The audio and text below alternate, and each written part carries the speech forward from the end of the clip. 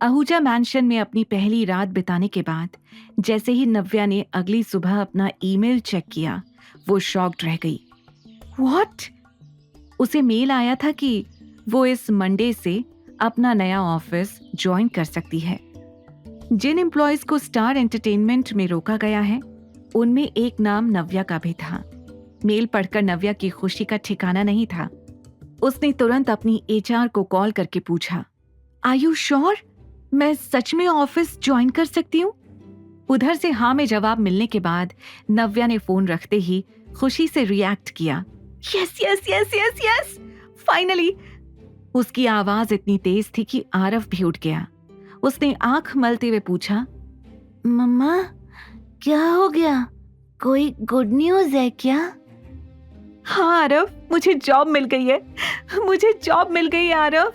अब आपकी मम्मा ऑफिस जा सकती है। अब मम्मा आपको सपोर्ट कर सकती है। अब मम्मा को किसी पर डिपेंड नहीं होना पड़ेगा। नव्या इतनी खुश थी कि उसने एक्साइटमेंट में आरव से अपने मन की सारी बात कह दी। यह खबर सुनकर आरव की नींद मानो एक ही झटके में उड़ गई थी। सच मम्मा? ये मुझे तो पता ही था कि मेरी मम्मा को कोई ऑफिस में ना ले, ऐसा हो ही नहीं सकता। अब उन्हें भी पता चल जाएगा कि आप कितनी स्मार्ट हो। आरव ने कहा। नव्या ने खुशी से उसे गले लगा लिया। दोनों बेड पर ही कूद कूद कर अपनी खुशी जाहिर कर रहे थे, जैसे वो हमेशा किया करते थे। एक पल के लिए वो दोनों ही भूल गए थे कि वो आहूजा मैंशन में हैं। वहीं इस वक्त अविनाश नीचे डाइनिंग एरिया में बैठकर अपनी मॉर्निंग कॉफी एंजॉय कर रहा था। जैसे ही उसने ऊपर हो रहा शोर सुना, ऊपर की तरफ देखने लगा। मरियम भी उसके सामने बैठी मुस्कुरा रही थी। सच में अब लग रहा है कि इस घर में लोग रहते हैं, वरना तुम्हें तो सिर्फ काम और काम, घर में रहते ही नहीं हो तुम। मरियम की बातों ने अविनाश को एहसास दिला दिया था कि अब उसे इस तरह के शोर की आदत डालनी पड़ेगी। कैसा लग रहा है अभी अपनी फैमिली के साथ? मैं जानती हूं ये सब कुछ तुम्हारे लिए बहुत नया है, लेकिन सच, नव्या बहुत प्यारी लड़की है, परफेक्ट मैच फॉर यू। और आरव उसका तो पूछो ही मत। उसने तो अपनी मासूम आवाज में दादी कहकर मेरा दिल ही जीत लिया। मरियम नव्या और आरव की तारीफ करती नहीं थक रही थी, और वहीं दूसरी तरफ अविनाश ये सोच रहा था कि जब मरियम को सच पता चलेगा तो उन पर क्या बीतेगी। तभी सीढ़ियों से नव्या और आरव के आने की आवाज आई। अरे आओ आओ बच्चों, ब्रेकफास्ट रेडी है। मरियम ने बड़े प्यार से दोनों को गुड मॉर्निंग विश करते हुए कहा। जैसे ही नव्या और आरव ने नाश्ता करना शुरू किया, आरव ने झट से कहा, पापा, मरियम दादी, आप लोगों को पता है मम्मा को नई जॉब मिल गई है। अब वो ऑफिस जाएंगी। अरे वाह, I am so happy for you, God bless you. Mariam ने खुशी से अपना आशीर्वाद दिया। नव्या भी खुशी से मुस्कुरा रही थी। तभी अविनाश ने ताना मारते हुए कहा, लगता है तुम्हारा बॉस उतना भी खराब इंसान नहीं है जितना तुम कह रही थी। ये सुनकर नव्या ने गिल्ट में कहा, हाँ आई गेस, शायद गुस्से में मैं कल कुछ ज्यादा ही बोल गई। पर वो कैसा है, कौन है, ये तो तभी पता चलेगा जब मैं उससे मिलूंगी। कुछ देर बाद अविनाश ने कहा, अब जब सब सॉर्टेड है तो आरव को भी उसका स्कूल शुरू करना चाहिए। हाँ, मैंने सोचा है कि आरव का किंडरगार्टन में एडमिशन करवाना है। नव्या ने कहा, नहीं, किंडरगार्टन में बहुत छोटे बच्चे पढ़ते हैं। मैं अब बड़े बच्चों के साथ पढ़ूंगा। आरव ने ब्रेड खाते हुए कहा। अरे आरव, तुम भी तो छोटे ही हो, तुम्हारी उम्र के बच्चे किंडरगार्टन में ही पढ़ते हैं। नव्या ने कहा, हाँ आरव, तुम्हारी मम्मा सही कह रही हैं, तुम्हें किंडरगार्टन में ही जाना चाहिए। अविनाश ने भी नव्या का सपोर्ट किया। आरव ने अपसेट होकर अपना सिर नीचे कर लिया। फिर उसने धीरे से ऊपर देखकर मुस्कुराते हुए कहा, ठीक है, अगर आप लोग यही चाहते हैं तो मैं जाऊंगा kindergarten. Good boy, my body is a champion. Avinash ने आरव के हाथ में ताली मारते हुए कहा। तो हो गया डिसाइड, आरव शहर के बेस्ट किंडरगार्टन में पढ़ेगा, और ये मेरी जिम्मेदारी है कि मैं अच्छे से स्कूल के बारे में पता करूंगी। उसके बाद ही आरव का एडमिशन करवाऊंगी। मरियम ने कहा, ऑफ कोर्स, मरियम आंटी इस काम में एक्सपर्ट हैं। बचपन में मेरी पढ़ाई, स्कूल, सब कुछ इन्होंने ही हैंडल किया था। अविनाश ने कहा। नव्या समझ नहीं पा रही थी कि उसे मरियम पर आरव के स्कूल का बोझ डालना चाहिए या नहीं। आंटी, मैं देख लूंगी, आप क्यों परेशान होंगी? अरे, इसमें परेशानी की क्या बात है? अविनाश मेरे बेटे जैसा है। उसकी शादी और बच्चे के सपने मैं कब से देख रही थी। तुम यकीन नहीं करोगी, मैंने तो बच्चे का नाम भी सोच लिया था, और अब जाकर आरव, मेरे पोते के लिए कुछ करने का मौका मिला है मुझे। मैं तो खुशी खुशी उसे स्कूल छोड़ने जाऊंगी। मरियम ने आरव का सिर सहलाते हुए कहा।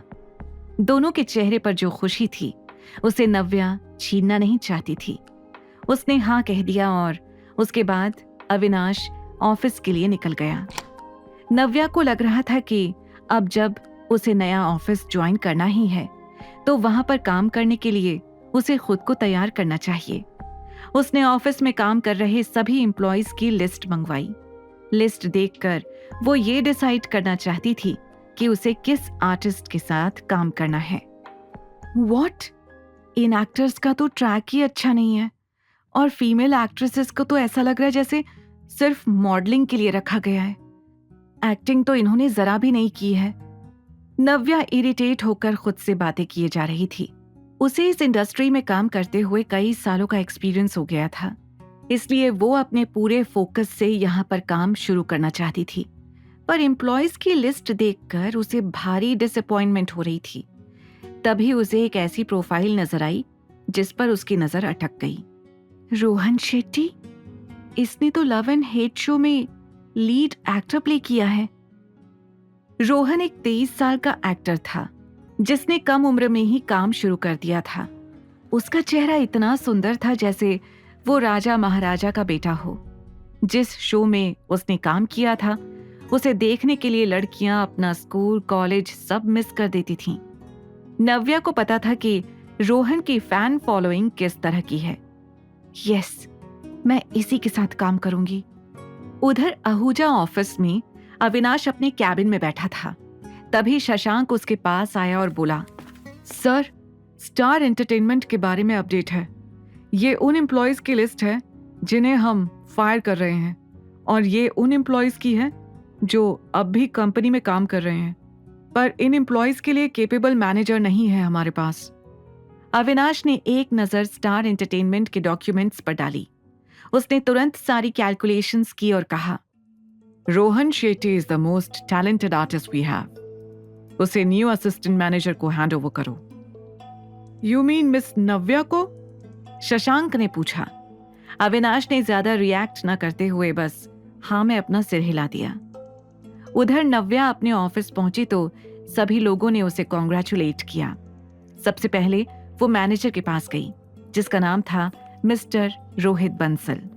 मिस्टर बंसल का नाम इस इंडस्ट्री में काफी जाना माना था। नव्या ने पहले से ही उनके बारे में सुन रखा था।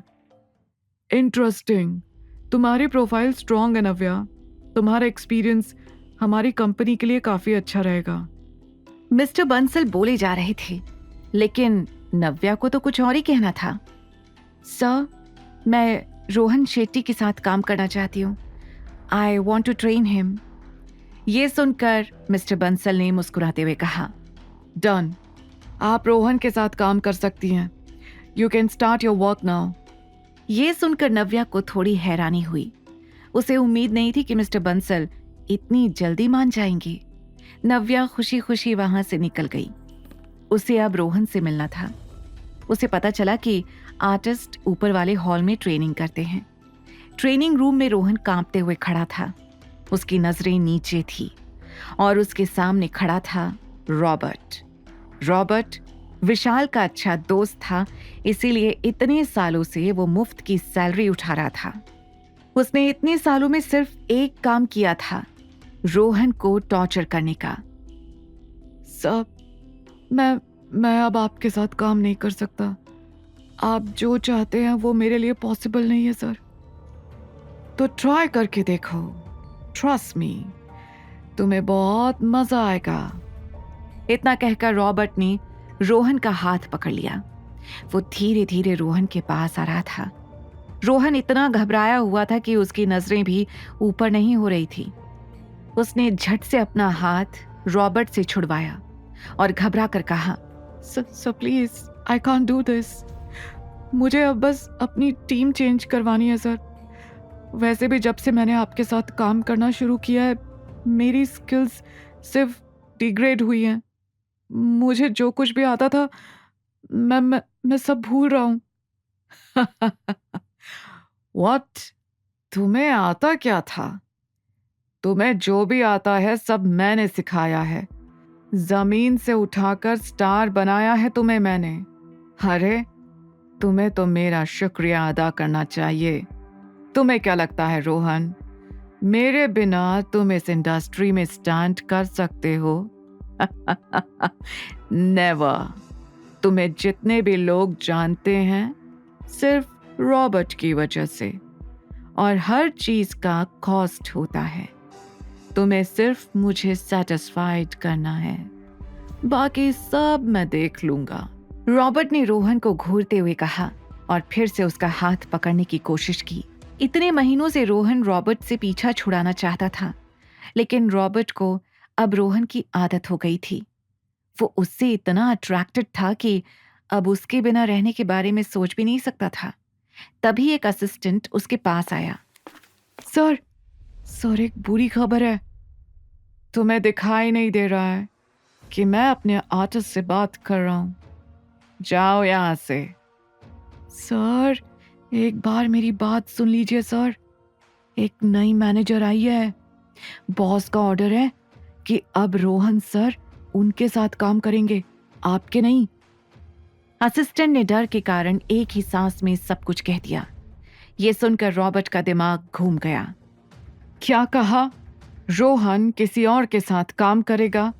होश में तो हो? क्या बोले जा रहे हो तुम? रॉबर्ट ने चिल्लाते हुए पूछा। ये बात सुनकर रॉबर्ट का खून खौल रहा था, लेकिन रोहन के अंदर एक नई उम्मीद जाग गई थी। उसे लग रहा था जैसे किस्मत ने उसे सामने से मौका दिया है। कौन है वो नई मैनेजर? रोहन ने झट से पूछा। Are you interested? रॉबर्ट ने उसे घूरते हुए पूछा। उसकी तेज आवाज सुनकर रोहन ने एक बार फिर नजरें नीची कर ली थी। असिस्टेंट समझ गया था कि वहां का माहौल थोड़ा गर्म हो चुका है, इसलिए वो अपनी जान बचाते हुए वहां से निकल गया। रोहन नहीं जानता था कि नई मैनेजर कैसी है, लेकिन इस बात से उसे फर्क नहीं पड़ रहा था। उसे बस रॉबर्ट से पीछा छुड़ाना था। तुम शायद भूल रहे हो कि तुम्हारी बहन के पास ज्यादा वक्त नहीं बचा है। कितने? If I am not wrong, पिछले 6 महीने से वो हॉस्पिटल में है ना? तुम्हें याद है उसके हॉस्पिटल का बिल कौन पे कर रहा है? रॉबर्ट की इस बात ने रोहन को शर्मसार कर दिया था।